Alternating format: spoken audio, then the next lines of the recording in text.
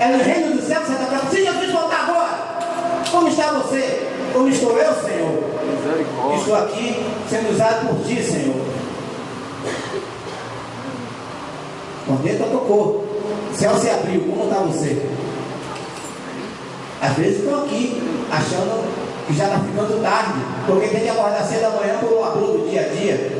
Jesus não disse que a gente não tem que trabalhar, não. A gente tem que trabalhar sim, mas disse para buscar primeiro o reino dos céus. As outras coisas também não vão cair do céu, não. Você vai ter que trabalhar mesmo. Mas é depois de servir ao Rei, é depois de servir ao Senhor, que você confessou como seu Senhor e Salvador. Mas hoje estamos invertendo, Salvador e Senhor. Queremos primeiro o Salvador, mas o Senhor, para obedecer, está difícil. Está difícil. O Salvador sim, Senhor Jesus, Salvador. Mas Senhor, com essas ordens aqui, ordenanças, com esse viver, Senhor, não, é bom para o Senhor, para mim não. A palavra de Deus nos diz que as bênçãos do Senhor é que enriquece e não acrescenta dores. Amém. Uma coisa que o crente muito confunde: riqueza e prosperidade. Riqueza é uma coisa, prosperidade é outra. O Senhor diz, Ele não queria que nós fôssemos pobres miseráveis, não. Ele queria que nós tivéssemos posses, sim. Então o que Ele diz, onde colocar as plantas dos seus pés será vosso. Mas temos que trilhar o caminho que Ele mandou seguir. Estamos querendo ultrapassar pelos nossos próprios braços. Nós não estamos vivendo no céu. Eu me leva àquela parábola. Teve a grande colheita e os celeiros eram pequenos. O que farei? Já sei.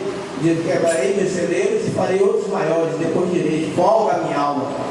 E Jesus chama aquele homem de tolo. Ainda hoje pedirão a sua alma. E para quem será aquele que fez ajuntá-lo? Para quem será? O pão de cada dia nos dai hoje. Esperar do Senhor o pão de cada dia. Hoje as situações de vida e cultura são outras. Nós não vamos sair a cada dia para ir estar no mercado o pão a cada dia. É natural que você hoje faça uma compra, bote nas suas despesas. Mas o que está querendo se dizer aqui é para que não esteja aflito por essas coisas, porque o Senhor vai acrescentar. Então, estejamos seguindo o curso que o Senhor tem nos ensinado. Muitos de nós hoje temos vivido, amados, para nós mesmos, para os nossos interesses, conforme as nossas paixões e desejos. Temos corrido atrás de coisas que não são necessárias. Mas se o Senhor superabundou e você pode comprar, muito bem, adquira. É bênção do Senhor. Se você está conseguindo essas coisas com a sua alma, o seu espírito em paz, é prosperidade, é bênção do Senhor. Mas se você está conseguindo essas coisas à custa de aflições, de contas a pagar, intermináveis, noites mal dormidas, isso não é do Senhor não, amado. Porque ela diz que as bênçãos do Senhor não acrescentam dores, e Ele não é mentiroso. Se você está atolado em dívidas, está atolado em compromissos difíceis de honrar, é porque você está correndo atrás de bênçãos da maneira errada. Temos que trabalhar. Uma vez que nós temos que trabalhar, nós temos que gozar do fruto do nosso trabalho, sim. Mas a palavra de Deus também diz para que nós trabalhemos para ter com que suprir a necessidade e ajudar também as que padecem necessidade. Mas hoje temos trabalhado muito, primeiro para mim, depois para mim e terceiro para mim. Eu trabalhei, é meu, eu ganhei. Por que eu vou dar um irmão que é preguiçoso? Às vezes o irmão não é preguiçoso, às vezes o irmão está passando por uma prova que nós devemos ajudar. Às vezes a prova do Senhor, permissão de Deus, para ver se ele vai continuar firme na casa do Senhor. E se ele não acha o apoio do irmão, ele pode cair fora. Como pode, irmão, um irmão em Cristo dormir em paz, sabendo que um irmão do lado ou em algum lugar está padecendo necessidade? Hoje a coisa mais difícil é conseguir uma doação para qualquer instituição. Eu fiquei muito triste na semana passada. Uma pessoal da liderança de um centro de recuperação de drogados, contando os testemunhos na igreja, que ela fez uma campanha solicitando quanto vale uma vida, para nós R$1 por uma vida, e abriu a campanha com o número da conta. Ela disse que não deu certo, não deu certo, R$1 era muito pesado, e ela não desistiu. Ela disse: pois bem, farei os potes de condimentos, tempero pronto, e fez a campanha dos condimentos, tempero pronto, R$2 pelo condimento pronto. Essa deu certo. Sabe por quê, amados? Porque nós só estamos dispostos a dar alguma coisa se recebermos algo em troca. Só estamos dispostos, às vezes, a fazer um trabalho na casa do Senhor se recebermos um tapinha nas costas. Muito bem. A palavra de Deus não ensina isso não. Se nós devemos dar liberalmente. Dar é dádiva de Deus. Jesus diz na palavra dele aqui, Jesus ensina aqui, dá. Dizer-vos-á dado, medida cheia, abundante, repartada, sacudida e transbordante, mas glória a Deus, com o coração aberto, livre. Eu me sinto assim, para doar alguma coisa, me sinto triste. O Senhor me colocou nessa caminhada de visitar, ó Deus, como um beija-florzinho tentando apagar um incêndio, uma gota de água. Visitar esses centros para ver o que é que eu posso fazer. E eu tenho visto coisas, os irmãos lá pelejando para recuperar aquelas vidas. Não recuperação somente para a sociedade, que é bom, mas que é mais importante, recuperar a vida espiritual para Jesus. Porque, como o irmão disse, muitos centros recuperam drogados por um determinado tempo.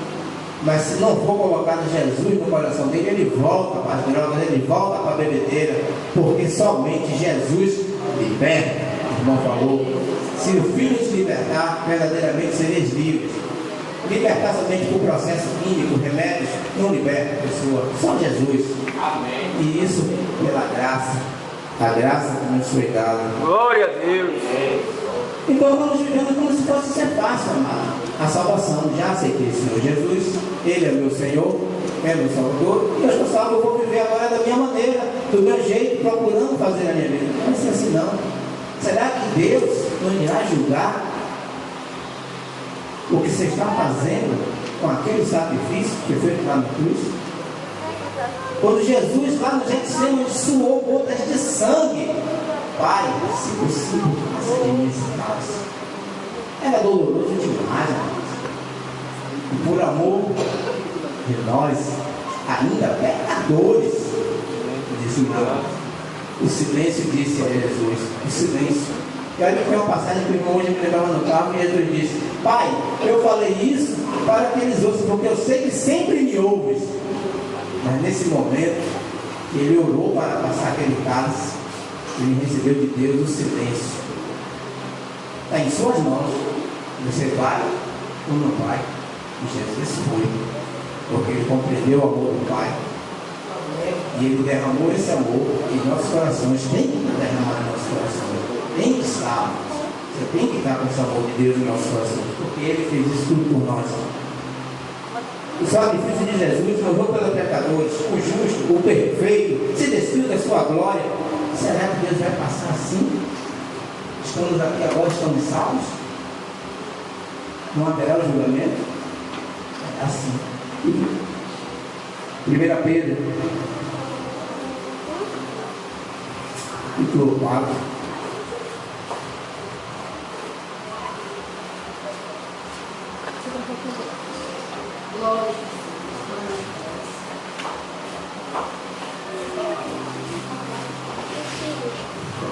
Aleluia. Glórias a Deus. A leitura é um pouco extensa, mas eu gostaria que os irmãos acompanhassem e depois em casa meditassem nessa palavra. 1 Pedro 4. Vamos ler o capítulo quase todo. Amém? Ora, pois, já que Cristo padeceu por nós na carne, armai-vos também vós com este pensamento, que aquele que padeceu na carne já cessou do pecado, para que, no tempo que vos resta na carne, não vivais mais segundo as concupiscências dos homens, mas segundo a vontade de Deus. Não vivais mais segundo a concupiscência dos homens, os desejos desenfreados, mas segundo a vontade de Deus. Amém. Porque é bastante que, no tempo passado da vida, fizéssemos a vontade dos gentios, andando em dissoluções, concupiscências, borracheiras, glutonarias, bebedices e abomináveis idolatrias. E acham estranho não correis com eles no mesmo desenfreamento da dissolução. Hoje isso já não deve fazer mais parte da vida. Nossa vida não deve fazer mais parte. E devemos sim escandalizar lá fora, porque nós não participamos mais dessa vida de glutonarias, bebedices, idolatrias. Idolatrias. Temos vivido sim idolatrias. Que a avareza é idolatria. E temos muitas vezes sendo avarentos. Bebedices, glutonarias, e acham estranho não correis de dissoluções das mãos de vós, os quais hão de dar conta ao que estava preparado para julgar os vivos e os mortos. Porque, por isto, foi pregado o Evangelho também aos mortos, até aos mortos, aos que já dormiram. Deus teve o cuidado de levar o Evangelho, para que, na verdade, fossem julgados segundo os homens na carne, mas vivessem segundo Deus em espírito. E já está próximo o fim de todas as coisas. E muitos de nós estão pensando que está longe, amado. Está mais perto do que muitos imaginam. E já está próximo o fim de todas as coisas. Portanto, sede sóbrios e vigiai em oração.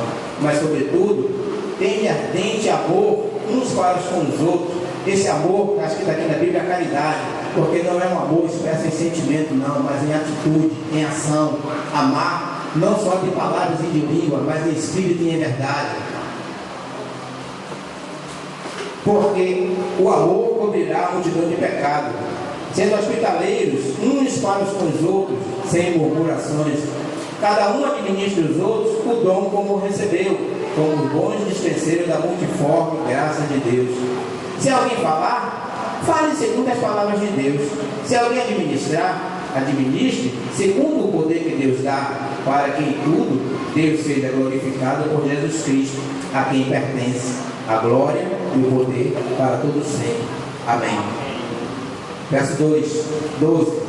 Amados, não estranheis a ardente prova que vem sobre vós, para que vos tentar, como se coisa estranha vos acontecesse, mas alegrai-vos no fato de serdes participantes das aflições de Cristo, para que também, na revelação da sua glória, vos regozijeis e alegreis. Se, pelo nome de Cristo, sois vituperados, bem-aventurados sois, porque sobre vós repousa o Espírito da glória de Deus. Que nenhum de vós padeça como homicida, ou ladrão, ou malfeitor, ou como que se intromete em negócios alheios. Peraí, irmãos, estamos falando aqui da igreja. Homicida é dentro da igreja? Homicida. Essa carta aqui é para a igreja. Homicida, sim. Porque na palavra de Deus diz que aquele que aborrece o seu irmão é homicida. Esse aborrecer aqui é no sentido de odiar. Amados, estamos chegando ao ponto de termos isso. Irmão odiando o outro, se tornando homicidas. Não é? O homem. Eu creio que quando Pedro, o apóstolo, escreveu essa carta aqui, ele falava do homicídio mesmo, não literalmente, tirar a vida física. Mas o Espírito revela que homicida também é aquele que odeia o irmão. Odeia. Cuidado com seus sentimentos, cuidado com seu coração. De tudo que deve guardar, guarda o teu coração, porque dele procede a saída da vida. Glória a Deus, aleluia. Que nenhum de vós padeça como homicida, ou ladrão, ou malfeitor, ou como que se intromete em negócios alheios. Mas, se padece como cristão, não se envergonhe, antes glorifique a Deus nessa parte. Aqui está o versículo, amados, que eu queria chamar a atenção. Porque já é tempo que comece o julgamento pela casa de Deus. E se primeiro começa por nós, qual será o fim daqueles que são desobedientes ao Evangelho de Deus? E se o justo apenas se salva, onde aparecerá o ímpio e o pecador? Portanto, também os que padecem segundo a vontade de Deus, encomendem a sua alma como um fiel criador, fazendo o bem. Esse verso 17 diz, amados, que já é tempo que comece o julgamento pela casa de Deus. E onde é a casa de Deus? É aqui, a igreja, a reunião dos santos? Não, é você, nós somos a habitação de Deus, a habitação do Espírito Santo, e é por nós que vai começar o julgamento. Então, Deus, o Pai, Todo-Poderoso, o Onipotente, juntamente com Jesus, que já está lá no reino de glória, será que vai deixar passar que você viva assim, de qualquer maneira, recebendo essa graça, vivendo tão de fora dos conformes que Ele tem ordenado, vivendo para si mesmo, para o seu próprio bem? É tempo de restauração, é tempo de renovação. Eu gostaria de encerrar aqui, eu lembro só uma passagem do Apocalipse, só para encerrar, Apocalipse 22.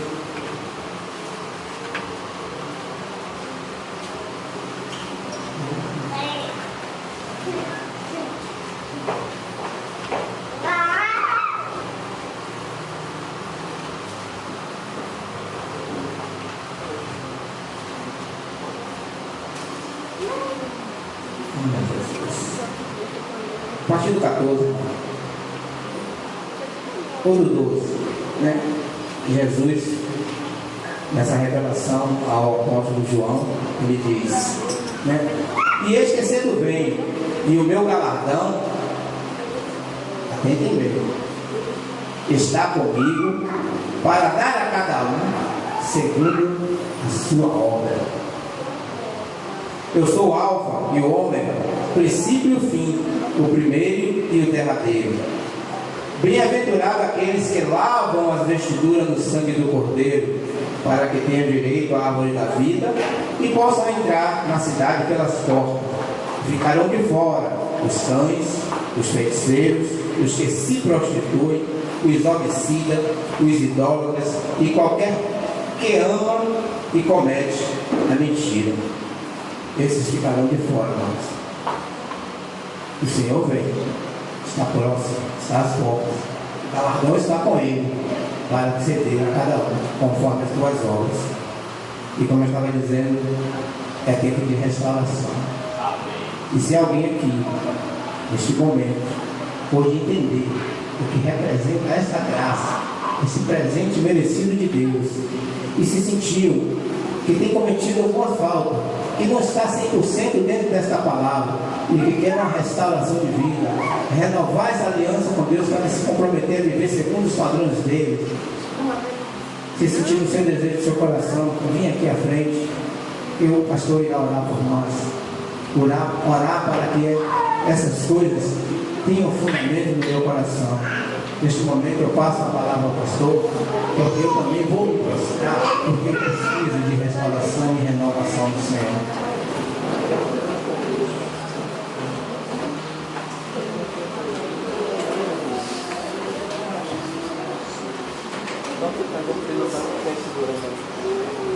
Glória a Deus. Nós fazemos isso. Eu não sei se foi um exemplar, para aquele casal de jovens que chegou ao cedo aqui, né? Vocês são cristãos? Ainda não. Foi convidado por alguém? Veio voluntariamente, né? Eu acho que já vi essa jovem algumas vezes, né? Vocês querem aceitar Jesus como Salvador das suas vidas hoje? Vocês querem fazer uma aliança com Jesus? Ainda não. Você também não? Olha, antes de fazer a oração pelos irmãos, eu queria propor